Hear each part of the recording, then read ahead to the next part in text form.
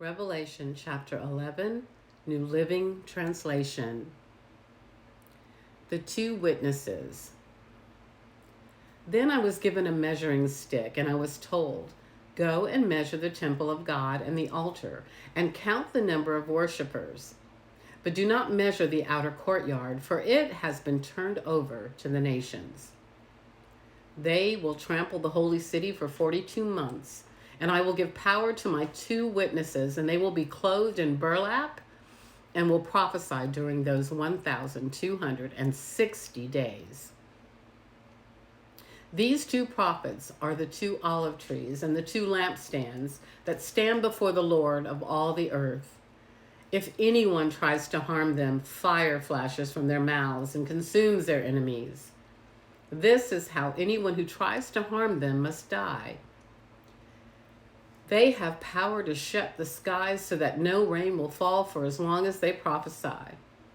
And they have the power to turn the rivers and oceans into blood and to strike the earth with every kind of plague as often as they wish.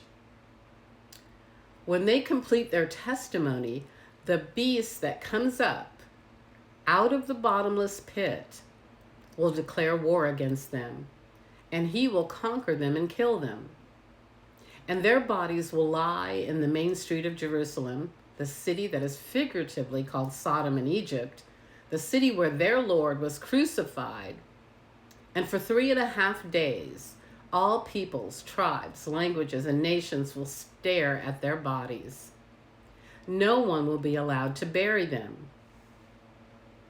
All the people who belong to his world will gloat over them and give presents to each other to celebrate the death of the two prophets who had tormented them. But after 3.5 days, God breathed life into them, and they stood up. Terror struck all who were staring at them. Then a loud voice from heaven came and called to the two prophets, "Come up here." And they rose to heaven in a cloud as their enemies watched.